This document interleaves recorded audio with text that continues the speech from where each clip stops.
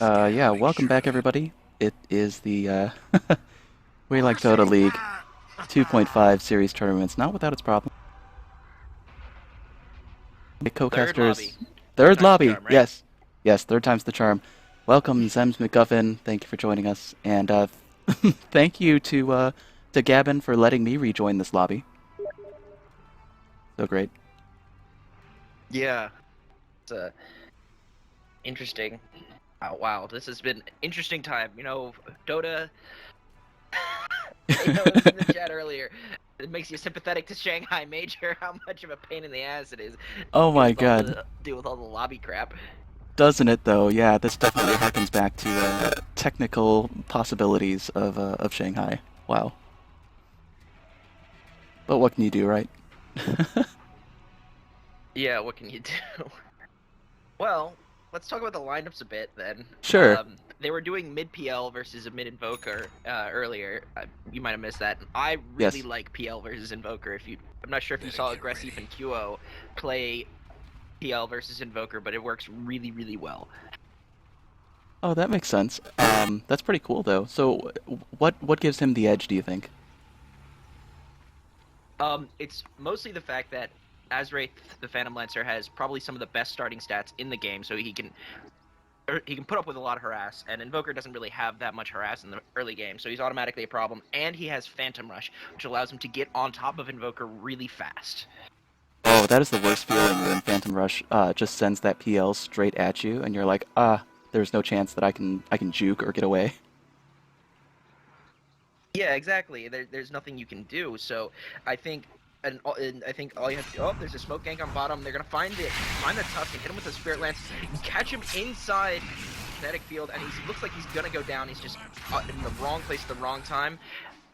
Benj is getting hit pretty hard too. Spectre's taking down below half health. She might just die if they're able to catch up on her. They catch her inside the kinetic field. This is a very dead Spectre. It's 2 heroes down right at the beginning. It's a lot of gold going the way of HB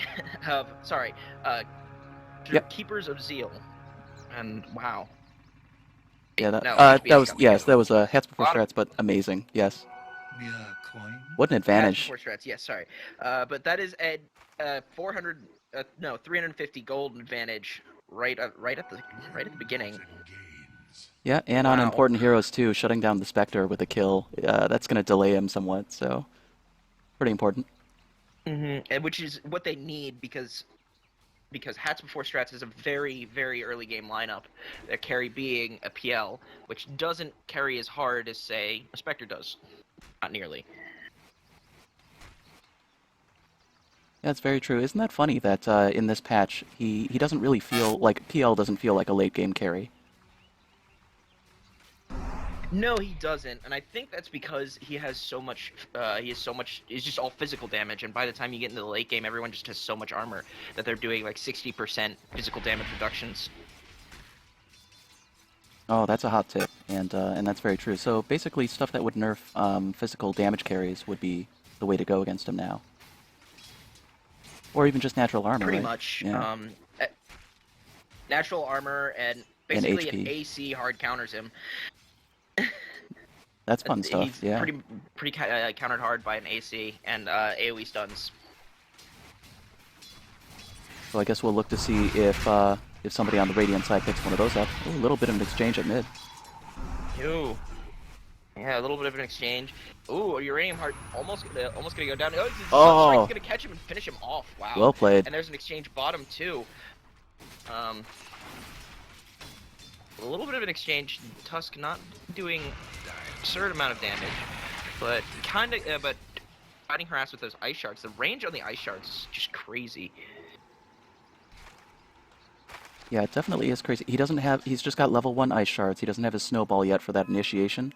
So he can't really blindly come into the lane or pull his teammates in just yet.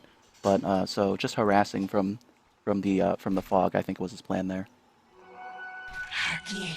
Yeah, I mean, at this early stage in the game, Spectre's basically decoration until she gets her items. So, so hopefully, so there probably wasn't a need to bring the snowball because what are they gonna do? Throw the Spectre in and have her die? That would be my play. And Ancient Apparition's pretty squishy as well. Yeah, I am not a super pro player, so honestly, anything I can do to make everybody else on my team feed is usually my play. I bet you just love Shadow Demon. Banish your allies banish your allies while you're running away, so you have bait. Yeah, pretty much. I try to avoid the heroes where I can technically screw over Oh my my god. entire team that way. It's also the reason I don't play Faceless Void. Somehow I always manage to chrono my teammates in a really bad way. It's amazing. But enough about me. This is I yeah. my friends have actually banned me from playing Faceless Void with them Oh, nice. because I did just that. Uh-huh. I chronosphered a spinning juggernaut on our Slark's face, and I Oh chronosphered no. our Slark right next to the Razor while he was static linking him. Oh my gosh. Yeah, that's pretty classic. I could see myself doing that very easily. So yeah, I've been banned from playing Faceless Void Nice. among my friends. Look, pretty boring exchange so far. Nothing serious. No, Just no. some trading, and there's not really much contestment in the off lane. It looks like Keepers, actually, sorry, Hats Before Strats running a solo lone druid in the safe lane. Really not quite sure about that. I think it's Very fine. non-traditional. Yes, non-traditional for sure, but at least he's very durable, and against a solo lane for that particular setup, he's actually not doing too bad. I think he's actually getting the better of the Faceless on this matchup. I would agree with that. Faceless is going Poor Man Shield, Iron Talon, which is basically just tanking yourself up, and you kind of need it with when you have that bear with the when you have a bear with the Orb of Venom. It just does so much. Oh, but going in, Sea Donkey's about to go down. Might die to this bristleback. Yep. One more Quill Spray. Finishes him off. Well done. Yeah. And let's see, mid lane, it seems to be going pretty well for Hats Before Strats, honestly. But no, actually the chart says otherwise. I was gonna say, I think the Invoker. The net worth chart. Yeah, he's been actually pulling a lot of last hits over the PL. He just retreated now to regen a bit, but he should be heading back to lane soon. Yeah, his wow, he has 20 last hits. He has 8 more last hits in the PL. That's a huge difference. And Invoker now already has his phase boots. Yeah, so that meta pick not paying off at this particular point, but yeah, might turn around. It was kind of like an attempt to beat out the flavor of the patch sort of heroes, but Invoker's just so strong. That's true. Yes. It is hard to shut him down. I think he needs more mana. Oh yeah, I was just saying that he needs to be on top of the runes. Phantom Lancer does, because he needs the mana to constantly lance spam the Invoker and keep pressure, and he's not really doing that. He's just focusing on the last hits. That makes sense. You pick PL to counter the Invoker in lane, not so much to get the farm. Right. You're breaking Invoker's farm. You're not getting your own farm. So, and he's not doing that. He's focusing on his own farm, which is gonna hurt them later in the game when Invoker has the items he needs to become a real powerhouse. I see. That's really interesting. And I guess that plays to the way that it normally goes with the difference between pub meta and pro meta when you see the pros pick up these strats. Oh, we've got some action bottom. Venge is real low. Oh, that looks like there's a very dead Venge. Nice rotation by Invoker. Curious as to what build he's going for. He's picked up Gloves of Haste. I guess he's going a Midas build, which, makes sense. Yeah, that's a pretty classic item, I think. I've seen a lot of Invokers go that. It provides you a lot of farm, but more than money, it provides levels, which Invoker really needs. He's one of those heroes that level 25 actually matters. So, good rotation in by Tuscan in the mid lane, but it's kind of hard to get PL with the Doppelganger. It's 1 second banish, and it spawns 2 illusions. Yeah, that was a great way to juke the snowball. Yeah, it was very well done. Man, and Tangle Proc's just ruining Faceless Void's day. He can't get it. He can't get in for last hits at all. He has no mana. It's so rough to lane against a lone druid. I gotta say, in the early game, that's one of the last people you want to be sitting in lane against. I know the lone druid, and I also hate playing against Darkseer as a melee carry. They're just such a pain in the ass. In Tangle Procs, he always picks up Orb of Venom, and you know it's basically fighting two heroes in one. And now with the Savage Roar pickup, Savage Roar on him, he's just a nightmare. Mm-hmm. That makes a lot of sense. Radiant's toughened up their structures. Dire's mid tower won't last much longer. Radiant's top tower's in bad shape. Uh-oh, Invoker's in trouble. Ooh, nice pickup. No, it looks like Oh, turning it around. Wow. Oh my damage. Turning it around, and that's also very dead lone druid caught in the. It's caught in the Chronosphere, and he's doppelgang's right on top of the Faceless Void, but he's not really going to do anything with it. Oh, the Courier got hit a couple times, but it's not going to go down. PL manages to stay in safe range, but Boker did get finished off by PL, but At least he got his revenge. Yeah, he threw down a Sunstrike into the Chrono, and it was a good way to take advantage of the pin position. Okay. The news is a Disruptor's going to come back into lane.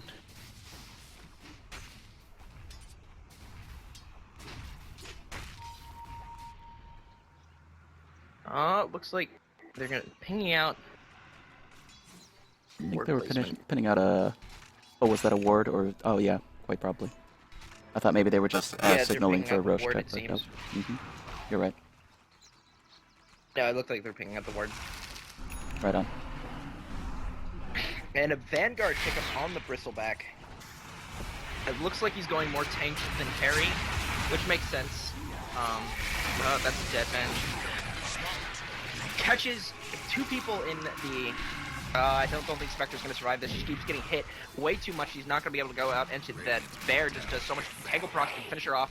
Lone Druid taking a lot of damage. He might go down. Faceless Void's going to hit him, and the Ice Shards finish him off. And Bristleback might just die as well. He's turning around, but the Cold Snap just keeping him in place. He's walking away, and just finally gets right-clicked down by everyone. A right-click heavy battle, and going the way of Rivers of Zeal. Yeah, for sure. And if you've been watching these Sunstrikes come down, he's been positioning them well to cut off the retreats. If they move back to retreat, of course, he would have had them right in that Sunstrike range. There were really no outs at that point.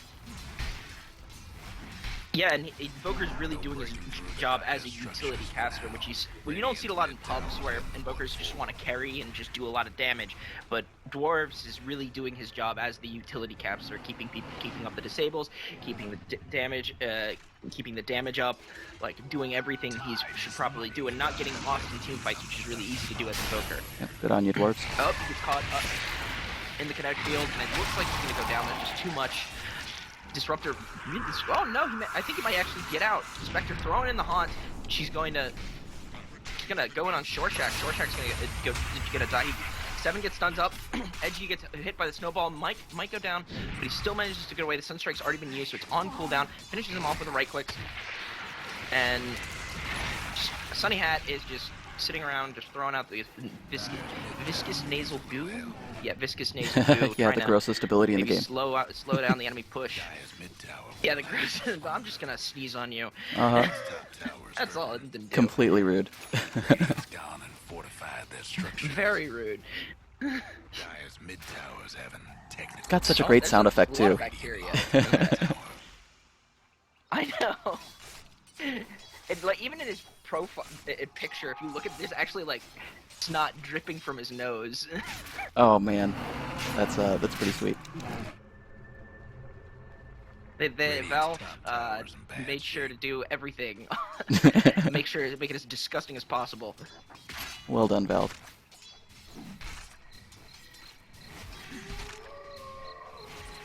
Yeah, well done indeed. The only thing I don't understand is that mechanical immortal set he's got, where the pistons pump in and out of his back. That's a little... It doesn't really remind me of spikes or bristles, but okay. Tower ain't a pretty sight right now. Yeah, I never really opt for it. Like, I don't have it. It's one of the immortals that I don't plan on getting. There's a couple that I don't like, and that's one of them. It's a shame that's one of the few that has particle effects, but oh, it definitely looks weird. I like weird hats though. I'm crazy that way. Yeah, weird hats is not fine, but it's just fine. Weird hats is just fine, but it's just like I don't know. It just doesn't synergize well with Oh, that's true. I'll admit him, that. even if it's just silly. Even if it's silly, it's not even silly. It's just weird. It is, admittedly.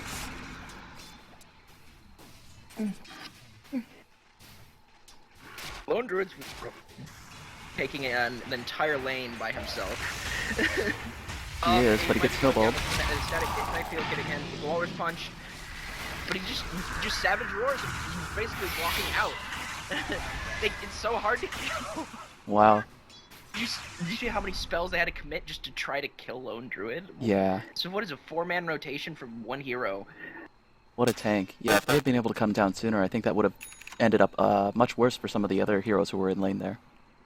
They would have been able to turn their attention and hopefully either post some damage or maybe even like trap him with and get a kill.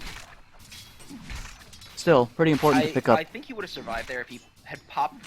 Yeah, that's true. If he had popped the battle cry earlier, I think he would have gotten out alive because that bonus 10 armor would have made the difference because a lot of it was right click damage because he was stuck in place and just getting right click down. So if he had popped the battle cry earlier, he probably would have been fine. I see. Looking forward to seeing some good Ice Blast. AA is one of my favorite heroes here. I can't tell if AA is like one of the least skilled or one of the most skilled heroes to play because it requires a lot of positioning and whatnot. But at the same token, you can just, go AFK farm in the jungle and contribute Ice Blast randomly. I think it's both sides of the coin, really. I think he's just one of those heroes who you can play safe with, and therefore, if you're a low-skill player, that's not the worst thing you can have for your team. But he has a really high skill ceiling. If you can play him really well, you can have a huge impact. Dire's mid towers having technical difficulties. Yeah, okay, that makes sense. Because I recommend AA to a lot of the newer players who want to do support. They're like friends who want to get into Dota, and like, well, what support should I play? It's like Crystal Maiden or AA. Honestly, are great. Yeah. I mean, AA or Lich are great starts.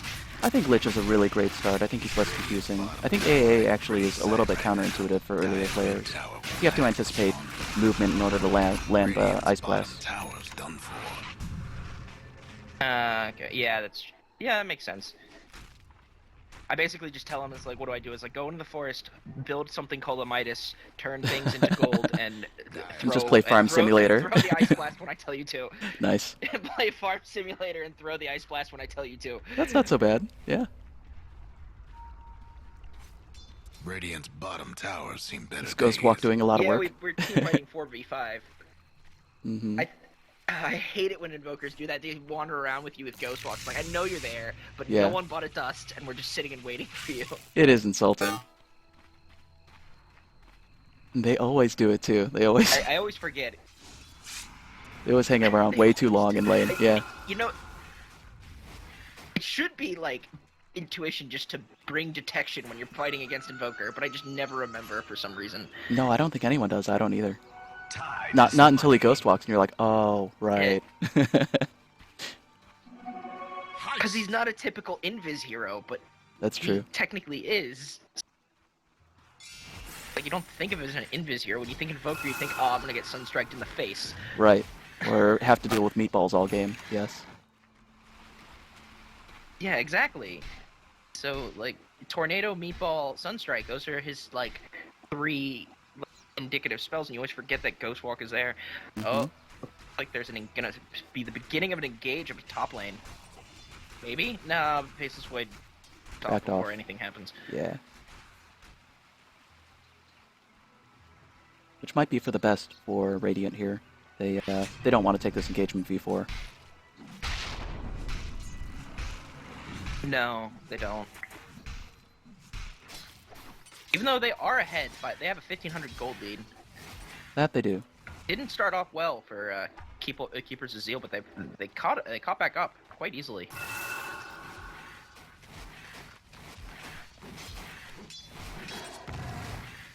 That's going to play nicely for them, because if they can keep some space, they definitely have the late game advantage. Yeah, I would agree with that. The Tusk falls off quite hard late game, but the rest of their team scales really well, and I think they'll be able to outcarry everything because basically once Invoker gets some levels, Phantom Lancer he kind of counters Phantom Lancer. Phantom Lancer counters Invoker early game, and Invoker counters him late game. So, you know, if they let it go too late, then Hats Before Strats basically loses all of their advantage. They're probably going to have to resort to Vengeful Spirit or Bristleback taking over the carry position, because Phantom Lancer really just won't be able to do it in the super late game. Yeah, you're probably right. Probably a combination of Bristleback and the Lone Druid. At least the Lone Druid, you know, does have the versatility of having 12 slots, so he can go a little bit later than a lot of the others. Yeah, I always hope that the Lone Druid players that I play with, when we go super late, just stack more items. Sure. Ooh, Shortshack just getting hit by all the spells. That's why you don't stand still. Stand still, you just get hit by everything. Yeah, Dota's a game of looks like they're incremental bringing out advantage. Yep, they sure are.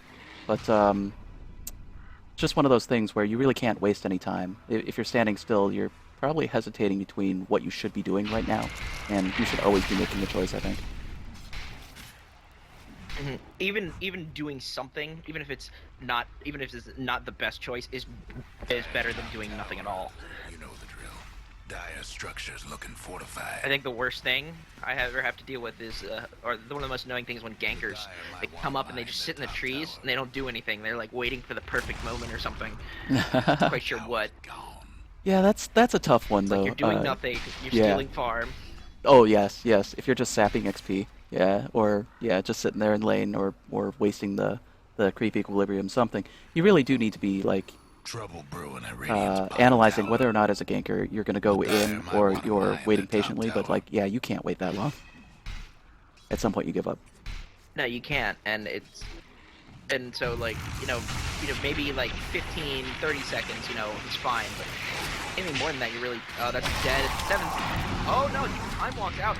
Oh Like, wow. Actually, Chronos basically 3 heroes, and I think he's just gonna choose to walk away because. Oh, not with but he gets glimpse. Glimpse back.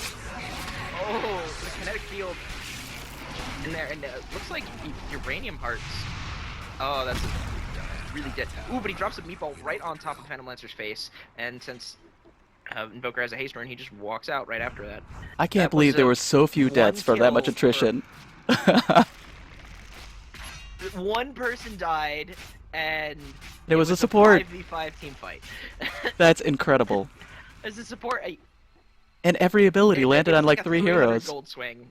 Like Ice Blast hit 3 heroes, Chrono hit 3 heroes. Like wow. Amazing. It's great. This is great defensive Dota. What is going on? Everybody's got wiffle bats. Dota. Like, this is probably. This is one of the more passive games I've watched. Like everyone's just like, I think I'm just gonna sit back and farm, get big, and we'll team fight later. It's okay. The funny thing is, I think they're trying. Like they were throwing everything they had at each other. It's just nobody died. Incredible. This is weird. Like that doesn't happen. Whenever I team fight, one team gets horribly murdered in the first 10 seconds. Oh yeah, that's much more typical of Dota. I think that's mostly because in pubs, the way people team fight is throw out all spells and then attack move in the general direction of the team. Wait, that's not what I was supposed to be doing? I need to rethink some things. It feels like you do that a lot, doesn't it? Like oh, yeah. whenever I team fight, it's like, I should have been doing this and this. Wow, I look terrible in the team fight. Yeah. But still, I can't blame any of those moves. Like nothing that any particular person did in that fight looked wrong to me. Like, you're catching 3 heroes at a time with your AoE spells. That seems right, but just nobody fell. Amazing. You know what? I think that's it though. Nobody really did anything wrong, and because nobody did anything wrong, everything was a lot of damage was thrown out, but also a lot of damage was mitigated. Nice. And so you just end up with nobody dying. That could be.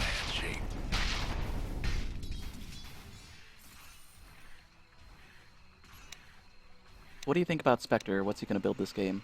Doesn't look like he's going Radiance build. No, it looks like he's going for Diffusal. And, Gloves of Haste, I guess, a Midas? On a Okay. Spectre. It's not a terrible pick. At least your Diffusal over the Radiance might help you with the PL and the illusions and stuff, but... Yeah, but Radiance... Radiance does also one do the thing burn about damage to the PL illusions. you want to deal with is... Yeah. Yeah, exactly. The burn damage will take down the illusions faster, so I feel like Radiance is really important, but he's picked up with Gloves of Haste. And there's a Diffusal on PL as well. Sunny Hat getting hit by the AA ult. Mid-tower is nothing now. Savage Roar just does so much work.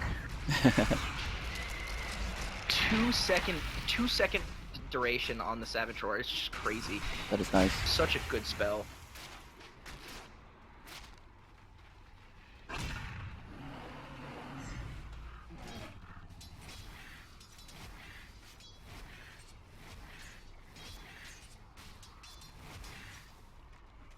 Did you play, like, earlier in this patch when right-click Invoker was really popular? Quas Wex and you grab Deso on him? Oh yeah, for sure. I didn't play Yeah, a I played a whole- bit of Invoker during that patch. It was actually yeah. really funny how good it was. Oh, wow, that's a lot of... There's a lot of AoE not doing a lot of damage. Ooh, catches 3 heroes. Meatball on top of all 3. It's gonna do so much damage. But lucky the AA ult's down, but it might just kill him. I think Uranium Heart's gonna just barely survive. The only one who died was Spectre. Wow. And even with that, I think that Really they actually weird. took an advantage. Everybody got so low, they're able to push up on this high ground tower. Dire's mid-tower could use a little Yeah, help. that's gonna do a lot. The melt armor Fortified their just structures. pushes towers so well. Mm-hmm. Forge Spirits are great for that. Uh-oh, Yeah, that Melting glimpse. Strike, so good. Long snowball. Glimpse, and he's gonna snowball. Defensive snowball, and it looks like he might actually survive this. They're gonna opt to stay on the high ground, play a much more defensive game. That was actually a great escape. Time One of dilation. yeah, That one of was those a great things. escape. And he got time dilation on 4 heroes, so they Nice. couldn't walk out. The Dire might want to mine their top tower. One of the first things you learn when playing Tusk is the length of the snowball and how when you're using it offensively, how you don't want to just let it sit there rolling in a snowball for its full duration, but then defensively, oh, that's lovely. Like, yeah, let's just be off the map for, what, like 10 seconds? Hyperbole. Yeah, it's great. Yeah, when I first learned Tusk, I was just I pressed it and then just waited for it to roll. I didn't know you could start to roll, and my teammates were like, "What the hell are you doing? Right. Why aren't you rolling?" I was like, "I am rolling. I'm just waiting for the Yeah, duration." exactly. That's a little counterintuitive, you It know. makes total sense until you realize that you. And then when you realize you can press the button again and oh. Radiance burn. Oh, this might be a dead lone druid. Time dilation slow. Ooh, but he comes in with the Crimson Guard, but not quite enough to save him. It was a good 7 try. getting slowed up. He might glimpse back. He might be very, very dead. He can't time walk off this damage because he's silenced, and he's just going to go down to stuns and right clicks. Yep, This ended up being a doing trade. a lot of work. Mm-hmm. And I think, yeah, Bristleback's going carry. He's picked up the Yasha, and he has a Belt of Strength in his in his stash. So he's going SMY. That's gonna be. I guess that's gonna have to be how they're gonna try to carry this late game. I don't think that's a bad call. They definitely need, some help dishing some damage for late game. Yeah, and I actually would pick up a Radiance on Bristleback. Honestly, tank him up some more and give him and do the burn damage. That's not so bad, though I'm not sure, like Radiance, Radiance does fall off, and we're at 27 minutes now. If he switches gears into Radiance, I think he might not get there before it's going to have a whole lot of impact. Yeah, that's true. The main reason is mostly because of the mischance. Okay. The 17% mischance, but I guess you could go a Butterfly, or actually Heaven's Halberd would probably be best. Because you can build SNY and then you can disassemble it into a Heaven's Halberd or whatever Right. later on. Oh yeah, the pro tips.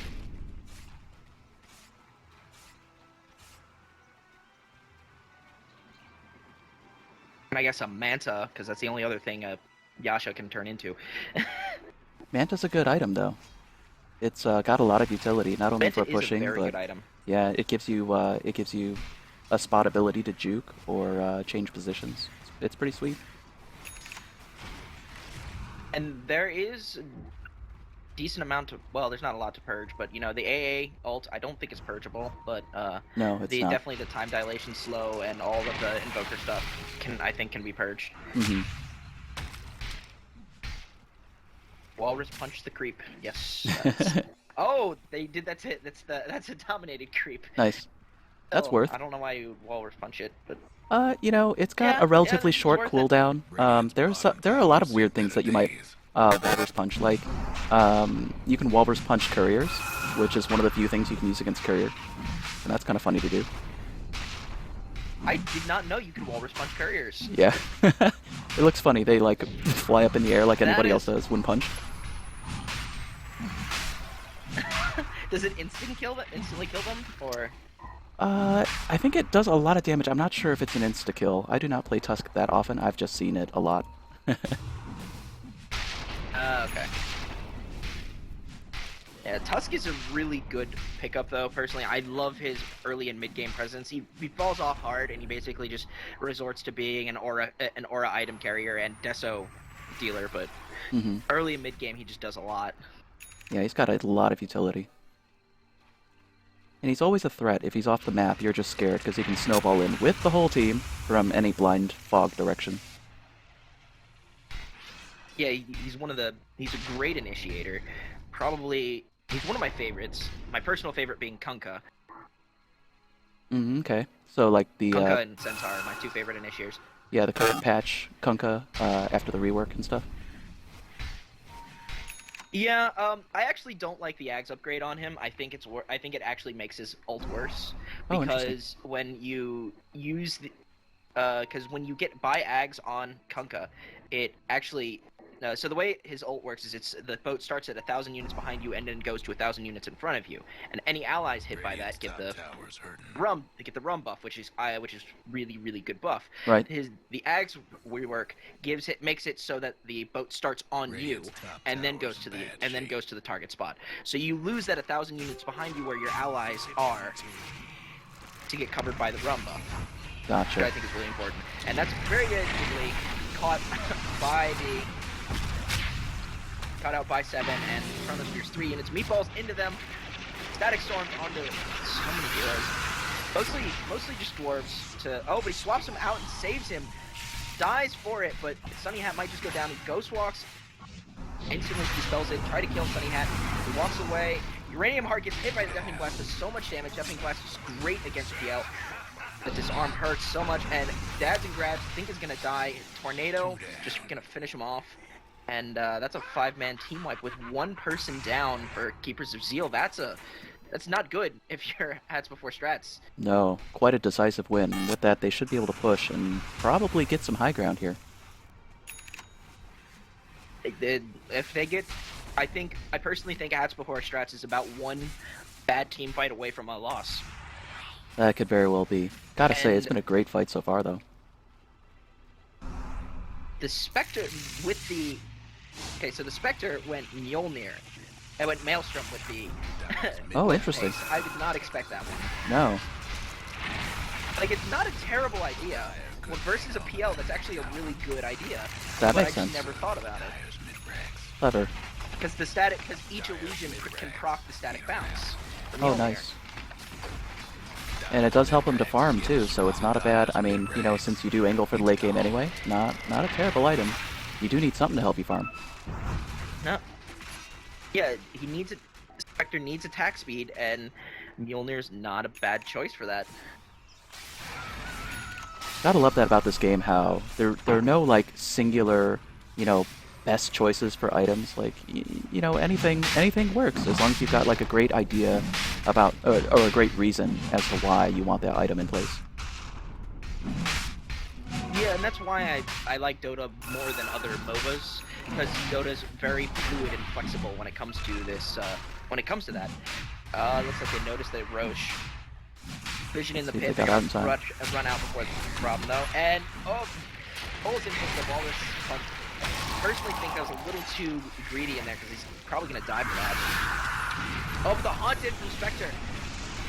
Ooh, it gets glimpsed, 70 glimpsed all the way out, really far. Definitely Blast hitting 3 heroes, and Dazzling Grab's going to go down, and it looks like Uranium Heart's going to go down between this EMP Blast and the Meatball Burn, and Edge might be going down. Sunny Hat gets hit by, he's going to die to the Cold Snap, and Edge is going to get right-click down as well. No, Edge, Sunny Hat actually makes it out. Nope, never mind.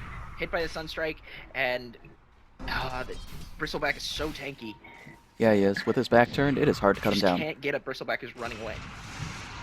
Ooh, nope, he's gonna Close. miss out. Real Dodges close. both spells and gets out just fine. Wow. Invoker might die for him. What are you doing? They're Oh, gonna mistakes. die. Dwarves Mistakes were taking made. A lot of damage. Oh, they dusted him and they bring him back in. He's gonna die. They ping him out. Faceless Void's like, what are you doing? Oh, no. It was a bold And it move. looks like Sunny Hat's actually. Dyer's It was a bottom really tower's bold getting move. the business. And I think Sunny Hat's gonna go a pipe, or at least a hood. He has the cloak, Guess what's so happening? he might be going for a hood and Defiance, which makes him even tankier than he already is. With Yeah. his 40% damage reduction from the back. Bottom tower's getting the business. That's not bad. I wouldn't argue with a pipe here either. A lot of utility, and there's a lot of magic damage coming down that they could, they definitely don't want to be taking all the time. Well, pipe is one of the few items that counters Radiance really well, just because the aura, just because the burn is magic. Right. So if you grab a pipe, suddenly it's 10% less damage a second, which is a lot. Absolutely. But then also, just by nature of Invoker, most of his damage coming from, like, you know, the Meatball or the Tornado combos, anything like that. Pipe is not bad. But it might be too little too late, I'm you afraid. Pop the... Yep. Yeah, I agree with that. Hats before strats, their lineup is very safe. It's not greedy at all, and unfortunately, because of that, the game, we're already reaching into the point where the game should have ended, and they needed to win. Now Spectre's starting to get scary. She picked up a Yasha. Went from Maelstrom into Yasha. Okay, I'm now lost. Well, I guess she's going Manta and stop the Mjolnir pickup. I was just gonna say, I think Manta is the call. But at least that does give her the ability, you know, more illusions equal more damage, and it does give her the juke option, and it does give her the ability to push better. And right now, they're just looking to push to end, so that's not a bad call, I think. No, it's not a bad call at all. And you know, the PL's had a lot less of an impact. Belt of Strength. Okay, she's going SNY. All right then. Also dishes damage. Hey, if you want the kills. It makes her tankier too, which, you know, she might need. She's only got 1200 health and she's level 15. Tankiness is not a bad choice. Ooh, Sunny Hat pops the pipe. Was that a pipe? No, it's just the hood. Catches 2 heroes in the Chronosphere. Meatball gonna land on 2 heroes, taking a lot of damage. Crimson Guard not gonna be able to block that damage. And roll in from the touch. Shortshack's gonna die to the Walrus Punch. And 7 just hitting people all day. And getting out to find Dwarves. Right-clicking Sunny Hat down. He's way too tanky. Just ghost walks. He stays in range. Sunny Hat might die because he's not gonna get, because he keeps getting right-clicked down. And with that, they should be able to take bottom tower. Sunny Hat, and that's a 4-man death. And I think that's game. That's GG. I think so as well. As I said, they were just one bad team fight away from a loss, and I think that might have been it. I still Yep. believe that. Yeah, pushing up on tier 4. It's now just I don't think they have buybacks. Yeah. No buybacks. No. Oh no, they have. Oh, they have 2. buybacks. Oh, you were right. Not Lone on Druid and Bristleback. Venge. Yep. But even with that, they're already up Good. on Fountain or an Ancient. Or staff. Yeah, they're going for the at this point. It's too late. is in trouble. Radiant's mid tower is banged up. He's gonna doppelganger and try to save him up, but I don't think it's gonna be enough. Curbside's just gonna finish off the Ancient without a problem. Good game on both teams. Has4 Strats had a really strong early game and came in really hard, but they just couldn't keep up their momentum, and they lost because of that, I think. I think you're right. You know, that's just one of those games that snowball out of control, and just, you know, when you've got the momentum working against you, every team fight just gets that much harder to win. So it's just gonna keep rolling the wave of aggression toward your Ancient. It's a slow death. It really is. Mm-hmm. That is the one thing I don't like about this patch is when you're playing against a team and you don't have the momentum. It's just a really slow and painful death until the end. But good on them, because they did try to turn around at several points with smoke ganks, moving in on key targets, like moving in on the Roche when they needed to with their entire team smoked. They tried. God bless them, they tried. Yeah.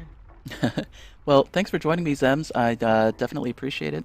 Where can people find you if they would like to check out the ZemsMacGuffin train and all the great projects you're on? Okay, so basically I'm on Twitch, ZemsMacGuffin, Twitch TV/ZemsMacGuffin, one word. On Twitter as @handle ZemsMacGuffin, and the YouTube is just ZemsMacGuffin.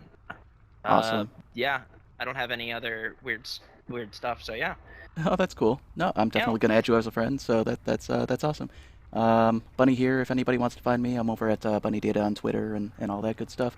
And thanks to the WeLikeDota crew, Ellie, who's really put on a great tournament for us this season, for the 2.5 season. And if you guys would like to check out what's going on over at WeLikeDota, make sure you download the podcast. It's on iTunes at WeLikeDota, all one word. Or check out the WeLikeDota.reddit.com for more information on all of the community events that we have going on. Hope to see you all there. Thanks. Any last words, Zems? Nope. All right. Thank you very much for having me. Yeah, well, thank you for joining me, and thanks to all of our audience participants and listeners and players. You guys all did a great job. Hope to see you again soon. Have a good night, everybody.